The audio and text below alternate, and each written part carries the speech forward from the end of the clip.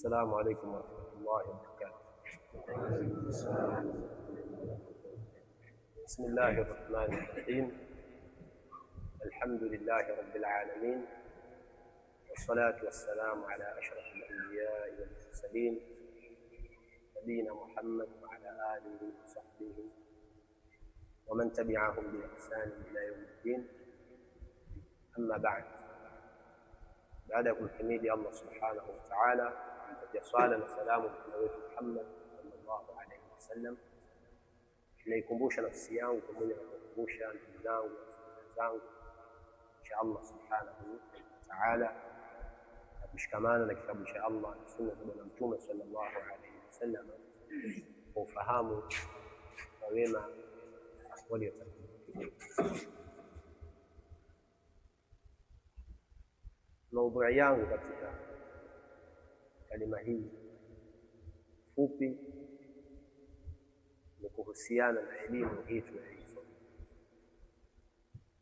elimu ambayo imetukusanya sisi katika kituo hichi, elimu ambayo imetufanya sisi tunakuwa kitu kimoja. Wanachuoni rahimahumullahu ta'ala wanasema al-ilmu rahimun baina ahli, elimu ni udugu baina ya watu. Yule ambaye aliyekufundisha, aliyekuelekeza katika njia ya sawasawa, huyo ni baba yako katika upande wa elimu. Kama ilivyokuwa una mzazi wako aliyekuzaa, aliyekuwa ni sababu ya kupatikana wewe, vile vile mashehe zako, walimu wako wamekuzaa wewe kiroho na kiimani. Baadhi ya wema waliotangulia, baadhi ya wanachuoni wanasema mwalimu ni abuka fi dini, ni mzazi wako katika dini, na baba yako ni abuka fi dini, baba yako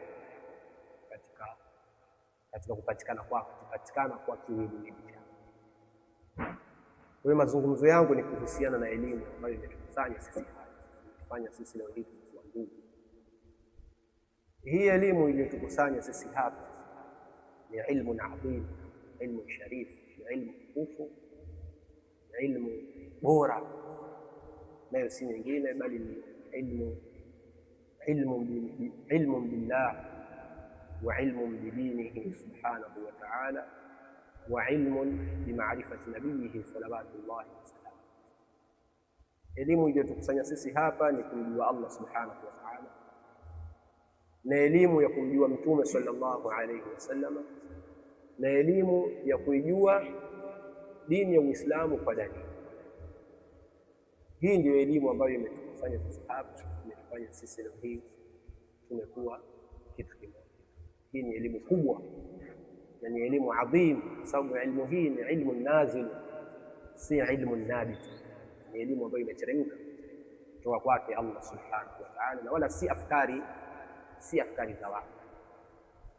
Kwa hiyo sisi kumtambua Mola wetu subhanahu wa ta'ala ni katika mambo ya muhimu kwetu sisi katika maisha yetu, kwa sababu Allah subhanahu wa ta'ala ndiye aliyetuumba, na yeye Allah subhanahu wa ta'ala ndiye aliyeturuzuku, na Allah subhanahu wa ta'ala atuongoza katika Uislamu, atuwafikisha sisi katika elimu. Kwa hiyo kumjua yeye ni katika mambo muhimu, bali ni katika mambo ya wajibu sisi kumtambua Allah subhanahu wa ta'ala, ili tupate kumwabudu yeye ala basirati, tupate kumwabudu Allah subhanahu wa ta'ala kwa uoni, na tupate kumwabudu Allah subhanahu wa ta'ala kwa yaqin. Vile vile kumfahamu Mtume sallallahu alaihi wasallam, ambaye yeye ndiye ametutoa sisi katika upotevu akatupeleka katika uongofu. Mtume ametutoa sisi katika shirki akatupeleka katika tauhid, ametutoa sisi katika bid'a akatupeleka katika sunna. Kwa hiyo kumjua Mtume sallallahu alaihi wasallam ni katika mambo yanayotakikana. Mtume ni neema kubwa kwetu sisi, ni neema ambayo haina mfano wake. Allah subhanahu wa ta'ala amesema katika kitabu chake, laqad manna Allahu ala almu'minina idh ba'atha fihim rasulan min anfusihim yatlu alayhim ayatihi wa yuzakkihim wa yuallimuhum alkitaba wal hikma wa in kanu min qablu lafi dhalalin mubin.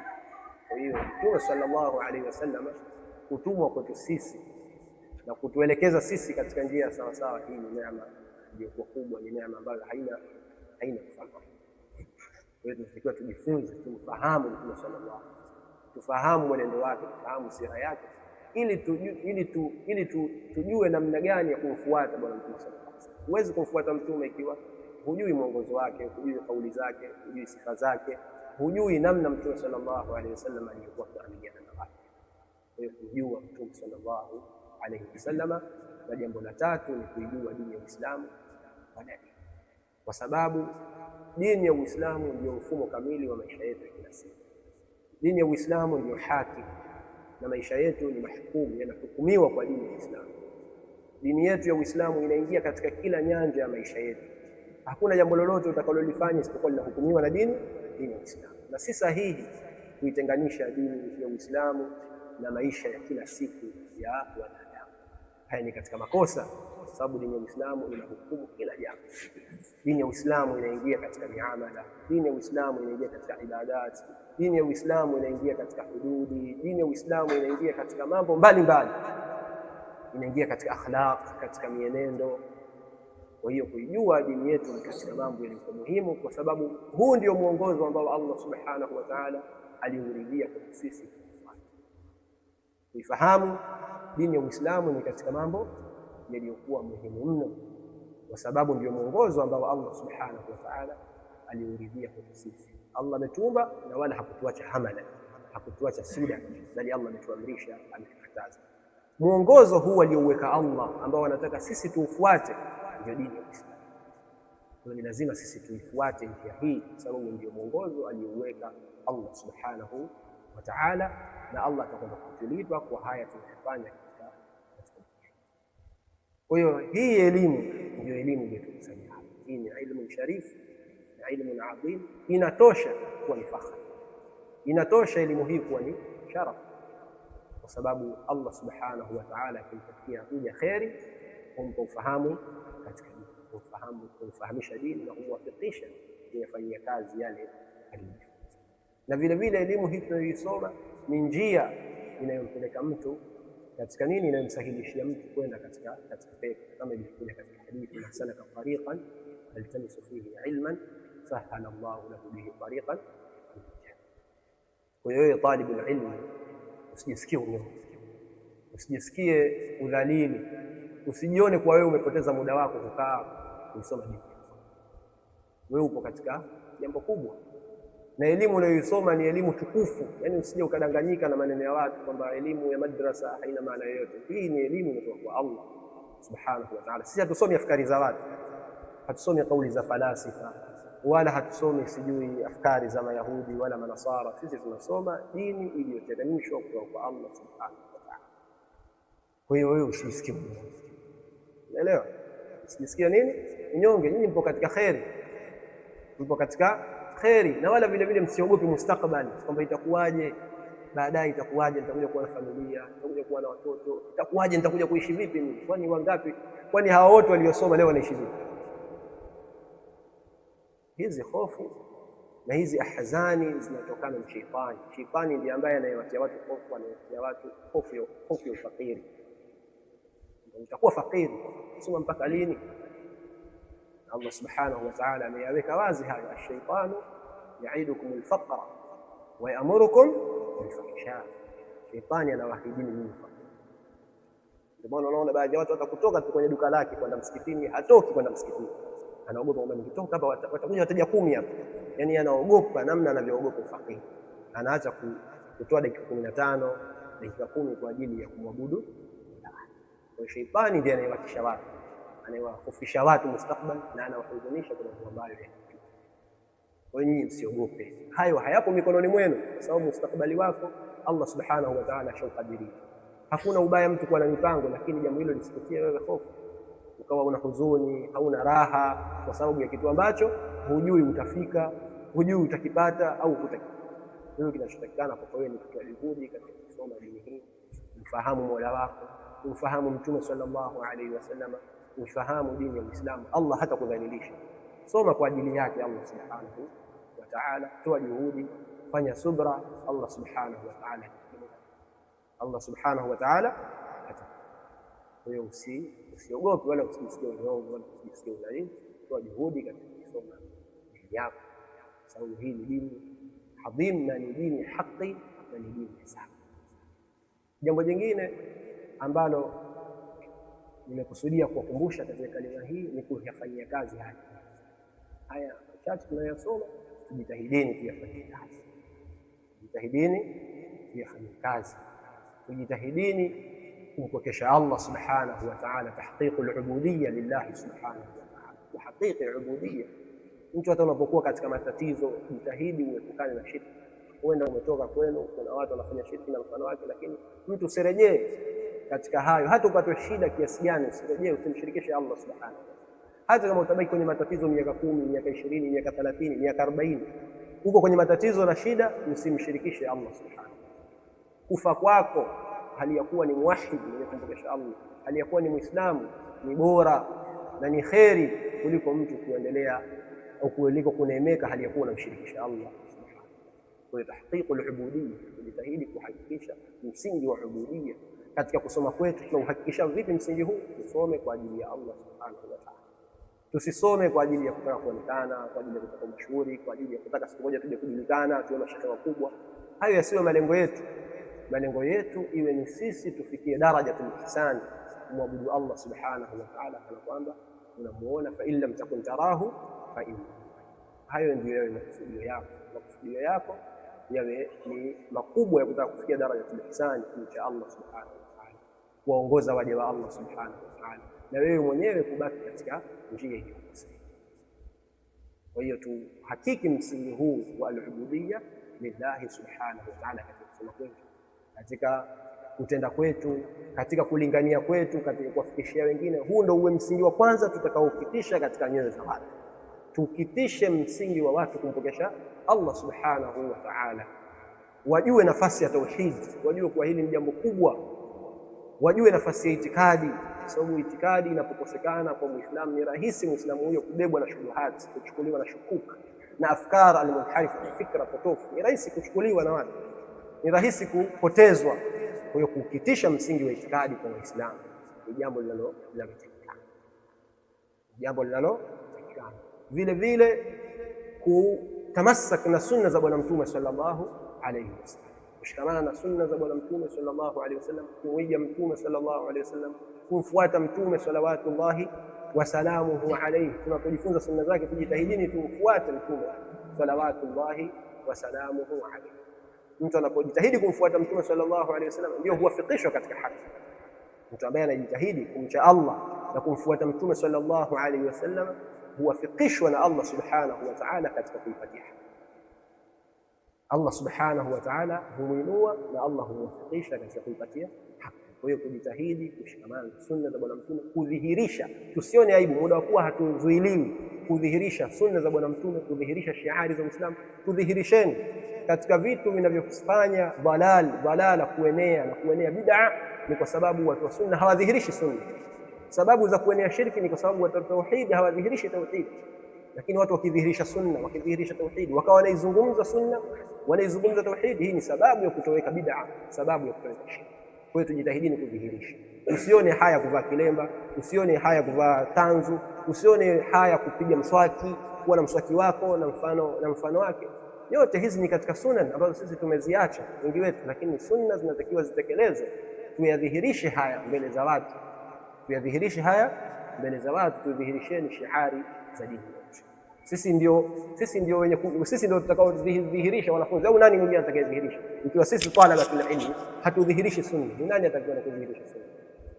Sisi ndio tunatakiwa tuwe aula, ndio watu ambao wa mwanzo katika watu, wenye haki zaidi katika watu katika kuyafanya hayo, kwa mbele katika kuyatekeleza hayo. Tamassuku limadha bisunna. Pia katika kufanyia kazi alilmu ni kutoacha jamaa, na muradi wa kutoacha jamaa na kutoacha ufahamu wa masahaba ridwanullahi ta'ala, kushikamana ufahamu wao na sahaba ridwanullahi ta'ala alaihim, na kutoacha kushikamana na jamaa ya Waislamu. Yani kwa maana kutoacha kushikamana na jamaa ya Waislamu, kwa maana wale ambao wameshikamana na ufahamu wa masahaba radhiallahu ta'ala alayhim. Mtu usitenge nao, jitahidi uwe pamoja na watu wa haki, ushikamane nao, usaidiane nao katika wema na usaidiane nao katika uchamungu. Pia katika kuifanyia kazi elimu tuliyoisoma ni kujipamba na tabia njema. Tujitahidini sisi Waislamu tuwe ni qudwa, tuwe ni vigizo vyema. Tujitahidini tuwe na tabia zilizokuwa njema, tuwe ni mfano mzuri kwa watu. Zote hizi ni katika njia za kuwalingania watu katika dini. Katika njia za kuwalingania watu katika dini, kuwalingania watu katika sunna, ni sisi kujipamba na tabia zilizokuwa njema, tabia za Kiislamu. Na hakuna tabia zilizokuwa njema kama tabia zilizoelezwa katika sheria yetu. Mtume sallallahu alaihi wasallam anasema, bu'ithtu liutammima makarim al-akhlaq, kwa ajili ya kukamilisha tabia zilizokuwa bora, tabia zilizokuwa njema. Kwa hiyo sisi tujitahidini tuwe vijana wema, tuwe wanafunzi wema, sisi kwa sisi tupendane, tushirikiane, tuwe kitu kimoja, tunasihiane, tusichukiane, tusibughudhiane, tusudiane. Umemwona ndugu yako amekosea, mnasihi, ufikishie kwa njia iliyokuwa nzuri, ufikishie kwa njia iliyokuwa nzuri. Sisi wanafunzi tuwe ni mafatihul khair, tuwe ni wenye kufungua kheri, maghaliqu shar, tuwe ni wenye kuzifunga shari. Sisi ni sababu ya kuleta fitna, sisi ndio sababu ya kuleta chokochoko. Sisi tuwe ni watu wenye kufungua kheri, tuwe ni sababu za kheri kuenea katika jamii zetu. Elewana. Na katika tabia njema pia kuwafanyia wema wazazi wetu, kuwafanyia wema walezi wetu, ndugu zetu, kuwafanyia wema mashehe zetu, walimu wetu wanaotufundisha, sababu hawa wanaotufundisha wametuelekeza sisi katika hizi tabia njema. Kwa hiyo hawa tuwaheshimu, tuwachukulie kuwa hawa ni wazazi wetu, tuwachukulie hawa kuwa ni baba zetu. Kwa hiyo tuwaheshimu, tuwasikilize, tuwatii muda wa kuwa hawatuamrishi maasi, muda wa kuwa hawajatuamrisha jambo la haramu, tuwasikilizeni na tuwatii. Na kwa kufanya hivyo ndio ndani yake utapata baraka katika elimu yako, utapata baraka katika elimu yako na Allah subhanahu wa ta'ala atakubariki. Kwa hiyo tujitahidini kuyafanyia kazi haya tunayoyasoma kila siku katika markazi yetu kwa kushikamana na sunna za Bwana Mtume sallallahu alaihi wasallam, kujipamba na tabia zilizokuwa njema, kuhakikisha msingi wa kumwabudu Allah subhanahu wa ta'ala. Kwa kufanya hivyo, kushikamana na ilmu na kushikamana na kuyafanyia kazi yale tunayosoma, ndio tutapata saada fi dunya, tutapata saada fi akhirah. Tusome kisha tuyafanyie kazi. Kuyafanyia kazi hizi ni katika sababu za sisi kupata saada, kupata utulivu, kupata sakina katika nyoyo zetu. Ni sababu ya kupata nini? Kupata alhayatu as-saida. Allah subhanahu wa ta'ala anasema katika kitabu chake, man amila salihan min dhakarin aw untha wa huwa mu'minun falanuhyiyannahu hayatan tayyiba. Man amila salihan, yule ambaye atakayefanya mema, atakayefanya wema, min dhakarin aw untha, awe mwanaume au mwanamke, wa huwa mu'minun, na hali ya kweli mwenye kumwamini Allah subhanahu wa ta'ala, falanuhyiyannahu hayatan tayyiba, tutampa maisha yaliyokuwa mazuri, mtu kwa utulivu katika nafsi yake. Maisha mazuri si majumba wala si magari wala si pesa, vyote hivyo ukiwa navyo, ukiwa huna utulivu katika nafsi yako, huna maisha mazuri. Kwa hiyo maisha mazuri ni mtu kuwa na furaha katika nafsi yako, kuwa na utulivu, kuwa na qanaa. Kama hivi nyinyi mnavyoishi, haya ndio maisha mazuri. Sidhani kwamba watu wenye magari, wenye majumba wale wana maisha mazuri. Mtu ukawa unatamani yale maisha ukadhani yale ndio maisha mazuri. Hapana, maisha mazuri ni wewe kutuli moyo wako kuwa na utulivu, ukakinai kitu kidogo umepata, umekinai nacho, hayo ndio maisha mazuri. Kama unataka maisha mengine mazuri yasiyokuwa hayo, basi wewe unajitafutia matatizo.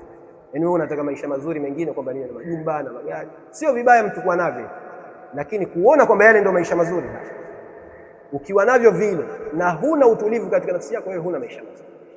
Huna nini?